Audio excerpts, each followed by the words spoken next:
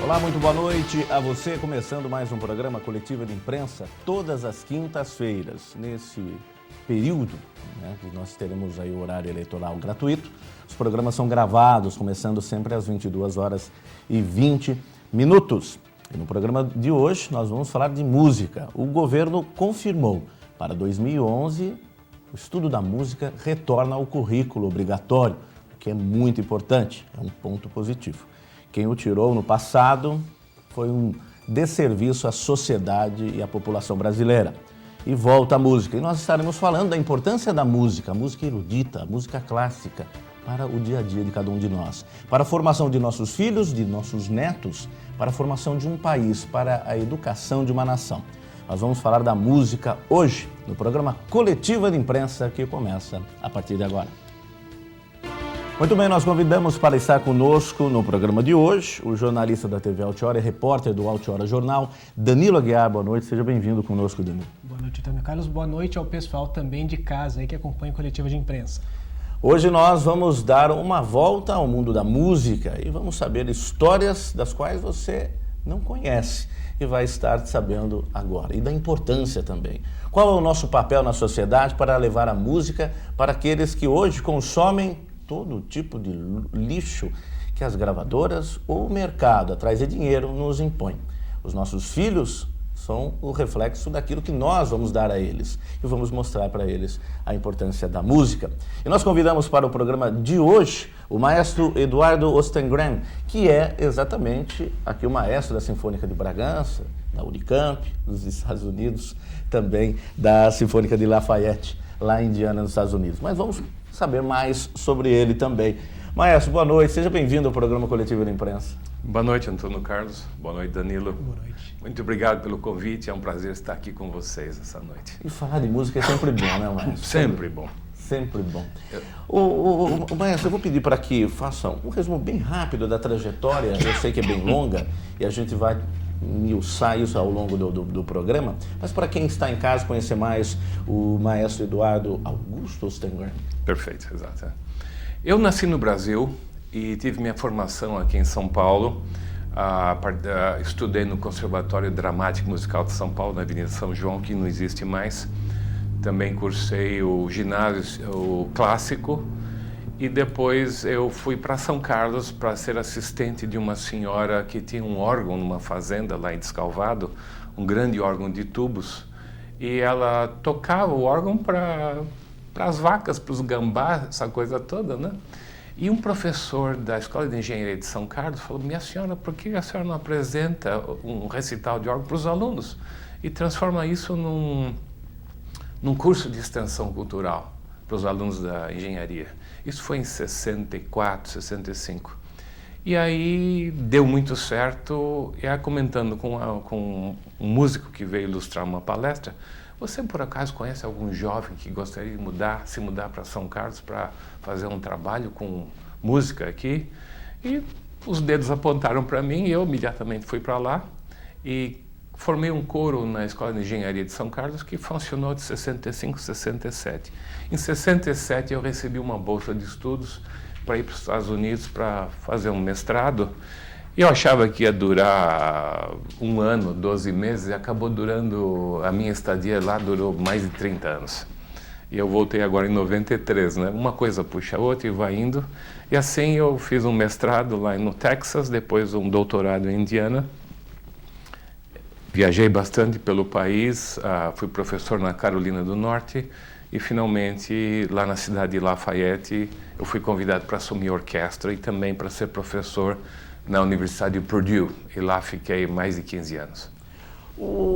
Maestro, a gente vai falar da importância que os pais teriam de ensinar um instrumento musical, pelo menos a cada criança, a cada filho. Começou com o violino. O senhor começou com o violino. Exatamente, foi com o violino, exato. Como é que parte do violino para ser maestro, com a responsabilidade tão grande de uma orquestra? Bom, aqui é muito interessante. Nós temos um problema na Unicamp, por exemplo, onde eu estou lá como professor de música e professor de regência. É que quando, por exemplo, um clarinetista, um violinista, ele se prepara, estuda o instrumento e quando chega o vestibular, ele vem e apresenta e toca o instrumento. Agora, a regência, como é que você se prepara para uma regência? É que nós temos esse buraco aí que nós estamos tentando sanar e oferecer subsídios para consertar essa falha. Mas a regência é uma arte que envolve todo o ser, o músico, e ele precisa saber tocar vários instrumentos, precisa também cantar, precisa conhecer muita teoria musical, muita história da música. Então, todo esse arcabouço, essas matérias paralelas que vão na formação do músico, fazem parte e participam da formação do maestro. Agora, claro, também tem um aspecto de liderança. O músico tem que ter essa iniciativa e ter um certo carisma para conquistar a confiança dos colegas, dos outros músicos que estão participando num conjunto.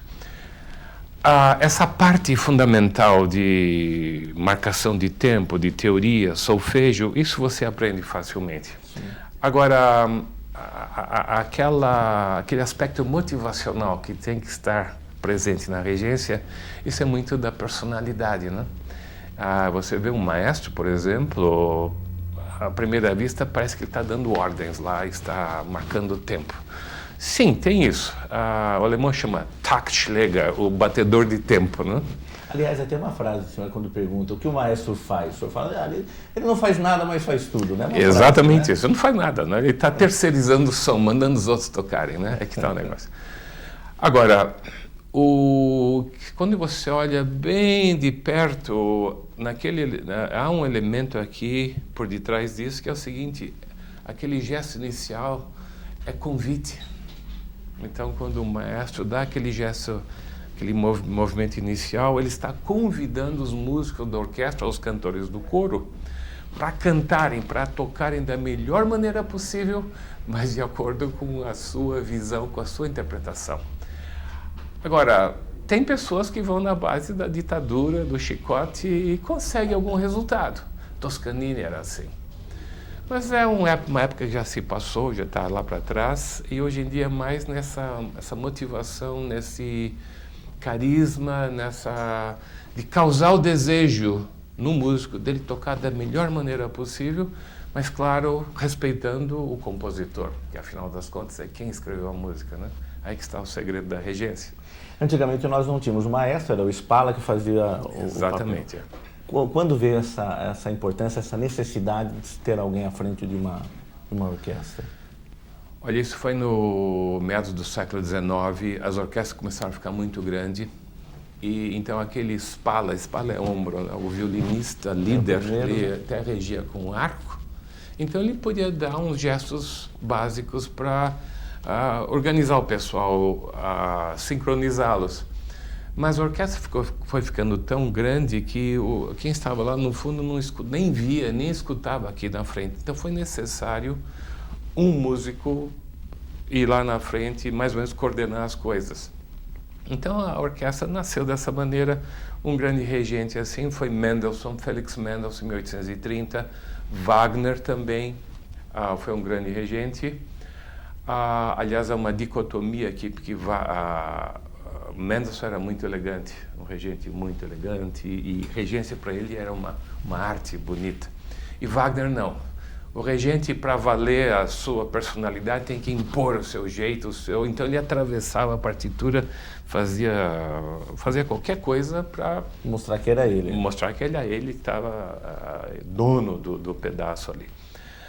Houve também um francês, François Habeneck, que ele enrolou uma música e usou aquele rolo de uma página musical como a batuta, a primeira batuta, né? Agora, tem um caso clássico lá no século XVIII de um francês, Jean-Baptiste Lully, que ele controlava, ele dominava a orquestra batendo um cajado no chão, né? E aí ele dava aquele tempo forte para as danças. E só que ele errou, bateu no pé, causou uma ferida, deu gangrena e ele morreu. Morreu de regência. Nossa, no primeiro caso, acho que não... Primeiro caso, morte por regência. Muito bem, um programa de alto nível hoje com você. Você pode participar conosco também pelo e-mail coletivadoimprensa@altioratv.com é altioratv.com apenas, tá bom? Hoje nós estamos entrevistando o maestro Eduardo Osterngren. Danilo, fica à vontade. Já que a gente está falando dos gestos, né, do maestro durante o comando, né, da música, gostaria de saber, são inúmeros significados ao mesmo tempo, juntamente com a batuta. O maestro poderia falar o significado de alguns desses gestos para a gente? Pois não. Quando se olha uma composição musical, a música é organizada nessa dimensão temporal.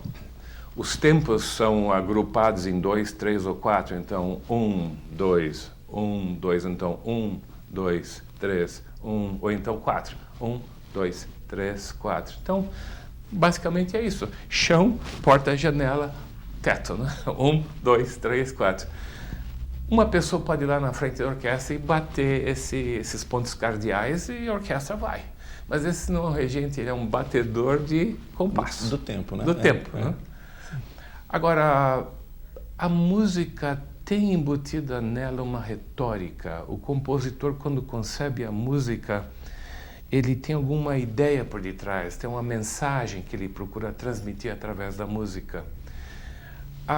Então, o regente, quando estuda a partitura, ele tem que perceber, ele tem que conhecer as intenções do compositor. E aí, embutir na regência essa linguagem, essa atmosfera. Por exemplo, a Quinta Sinfonia de Beethoven, ela é muito dramática. Foi escrita numa época que a Europa, a Alemanha nesse caso, estava passando por um momento político muito difícil. Napoleão já estava ameaçando os países lá, então havia uma angústia, e Beethoven usava a música para mandar mensagens para o povo, era a linguagem dele, né? Por isso que ele começa forte a Quinta Sinfonia? Então, agora, por exemplo, famoso, sim, né? Sim. Você não pode, como maestro, não pode chegar lá assim e não sai, entendeu?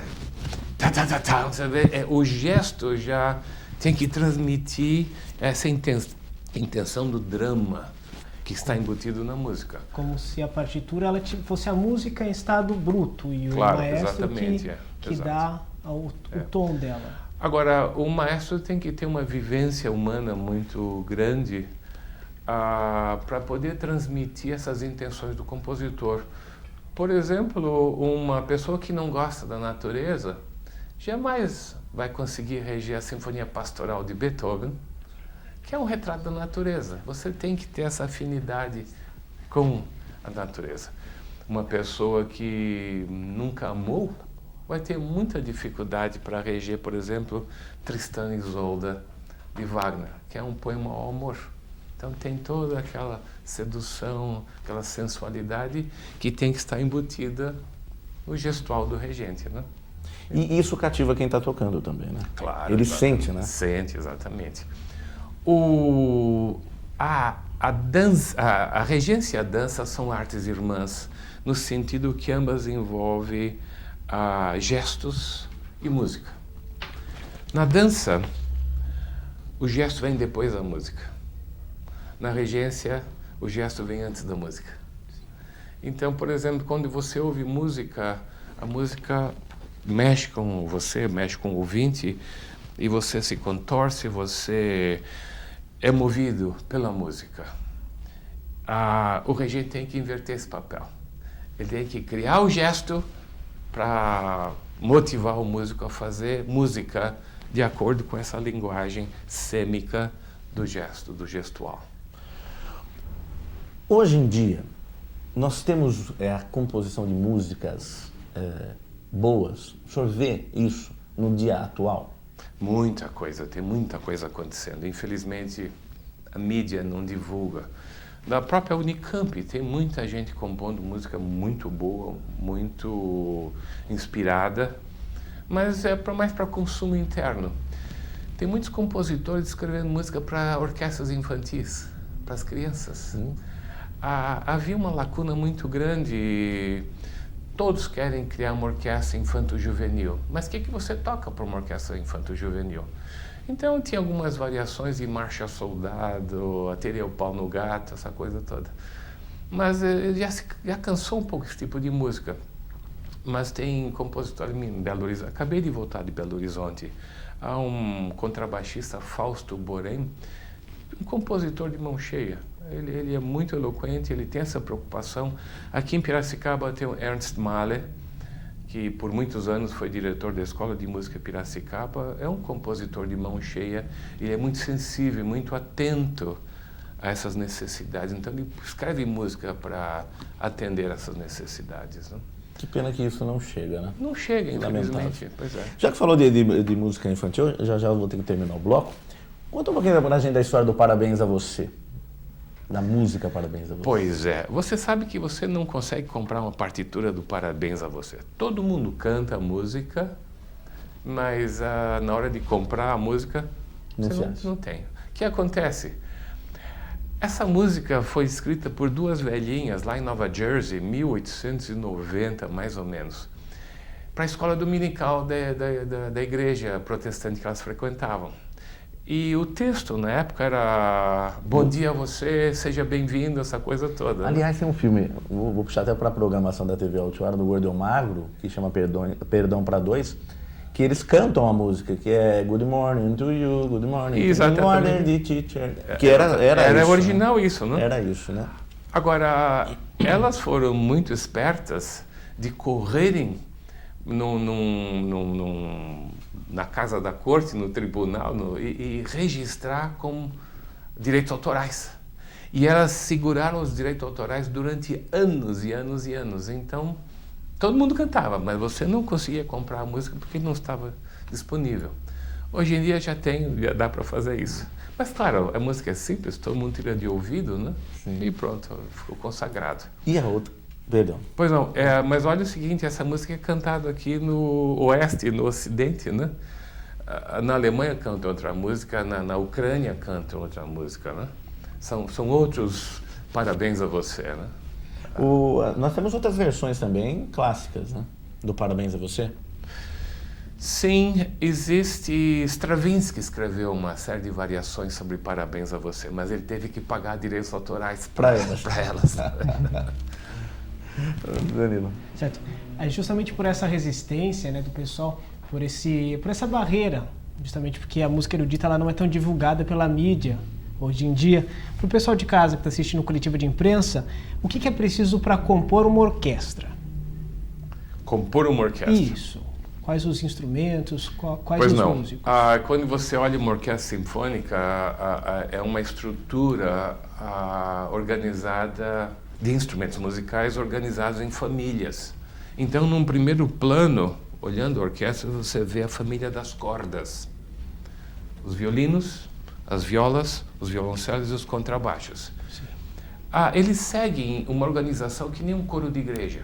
Tem a voz feminina aguda, a feminina grave, a masculina aguda, masculina grave, soprano, contralto, tenor e baixo, 4 vozes na harmonia.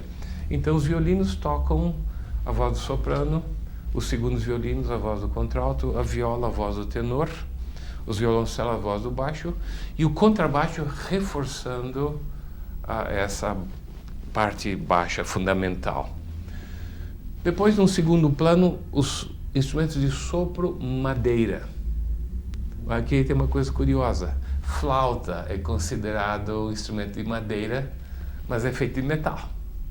Mas por dentro também é metal? É tudo metal. Mas a diferença é o seguinte, os instrumentos da família das madeiras são instrumentos que são basicamente um tubo com furos, com orifícios. Então aí que está a diferença. Quando o tubo está todo aberto, ele é curto. Você vai tapando os dedos, vai encompridando e vai abaixando na escala.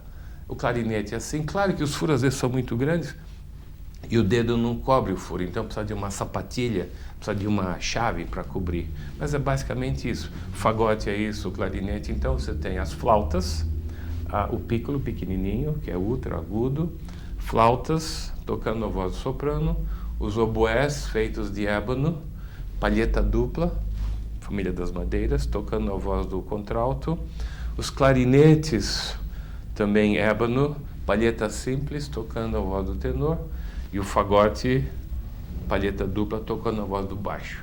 Então, basicamente, temos aí a família das madeiras, sopro, madeiras. Lá abaixo temos a família dos sopros metal.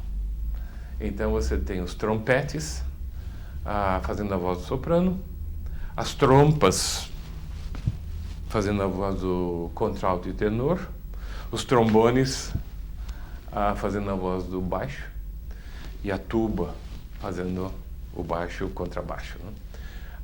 Agora o seguinte, os instrumentos de metal são simplesmente tubos compridos que são postos a vibrar com a vibração do lábio. Isso é amplificar. Você pode pegar o esguicho do jardim da sua casa e assoprar e vibrar e o esguicho responde. Só que o tubo, isso segue agora uma lei da física e quem descobriu isso foi lá Pitágoras lá para trás. É que nem a corda, você puxa uma corda de violão, ela vibra na sua extensão e em segmentos, que são as parciais. O tubo, quando é soprado, posto a vibrar, ele vibra, emite um som que é a vibração da sua toda extensão e depois em parciais. Então tem a fundamental e várias parciais. Pá, pá, pá, pi, pá, pi, pá. E ele está preso naquela tonalidade daquela extensão. Por exemplo, se o tubo é construído em Dó, por exemplo, ele só pode tocar a série de Dó. Mas se de repente eles mudam o acompanhamento para Ré, não dá mais. Então precisa pegar um instrumento em Ré, ou um instrumento em Mi. Isso não é nem um pouco prático. Aí teve uns inventores que simplesmente...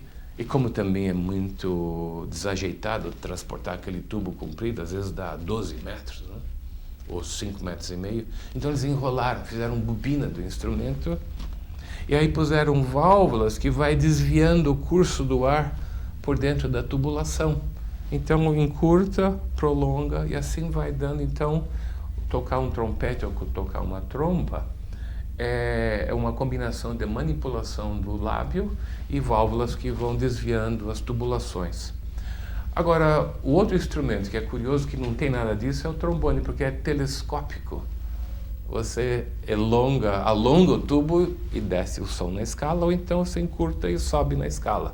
Mas ele também segue essa fundamental e parciais da escala harmônica. E a tuba, que também é um instrumento enrolado, né, com válvulas.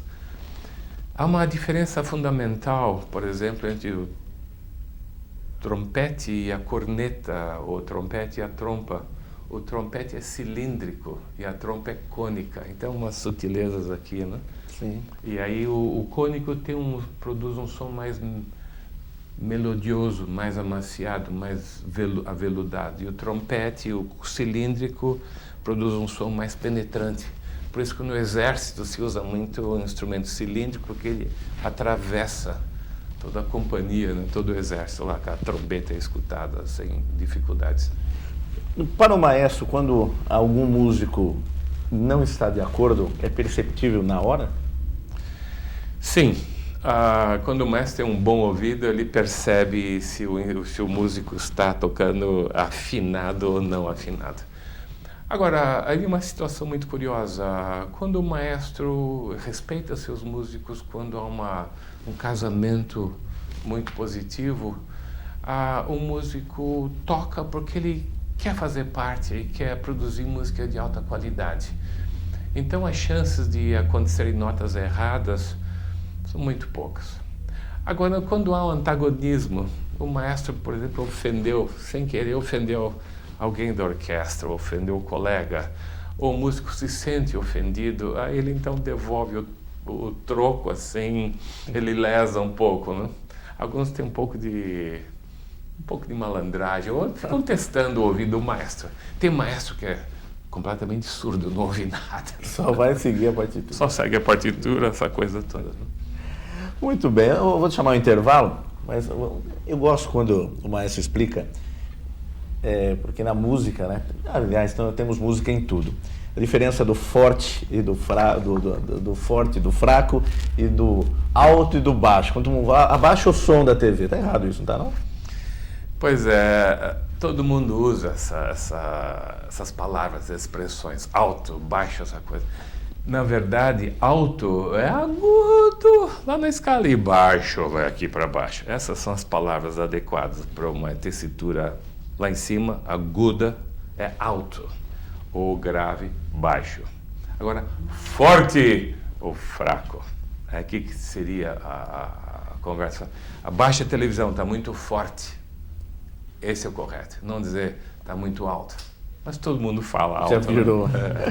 Muito bem. Hoje programa de alto nível para você aqui no Coletivo de Imprensa, entrevistando ao lado de Danilo Aguiar, aqui da TV Altiora, o maestro Eduardo Stengren. Nós vamos para um rápido intervalo, voltamos já já com muito mais música para você.